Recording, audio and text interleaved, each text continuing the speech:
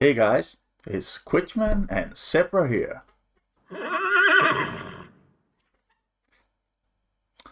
This is an introduction to a series we're going to make about P5.js. P5.js is a creative programming language.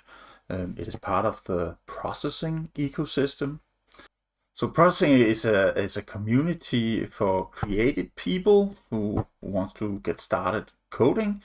It has a focus on everybody should be able to code. There's a big focus on inclusivity and even zebras. And there's a focus on everybody should be able to get started and being creative. Originally, processing, which is kind of the core product, you can say, was built on top of Java, and it made it possible for people to get stuff happening on your screen very, very fast, like getting some colors and shapes on your screen.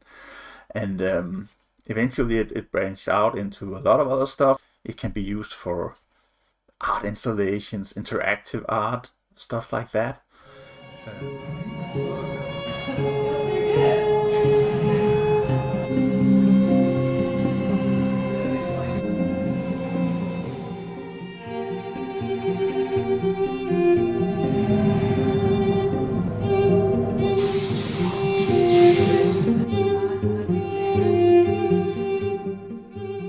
At one point, this thing called P5.js emerged.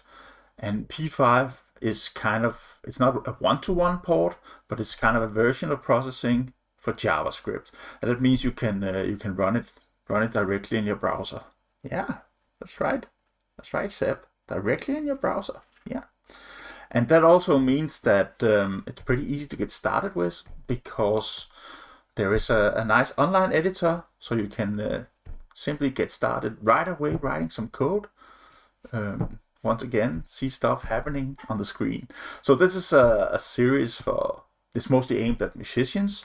So we want to focus on stuff that has to do with sound, but of course there will also have to be some of the basics about graphics shown. That's maybe what we want to do. Maybe have some graphical aspect that we add to music. Maybe you want to create a music video. Maybe you want to do some VJing or even live VJing. That's also a possibility.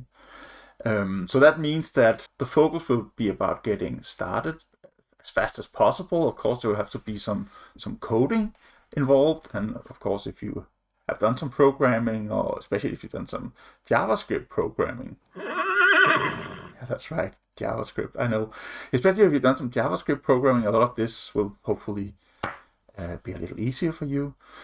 If, however, you should catch the bug and you want to know more about coding and creative coding in particular, the authoritative figure for this is, of course, Daniel Shipman of the Coding Train, and I can only recommend that you check out all his videos. He's a huge inspiration for me.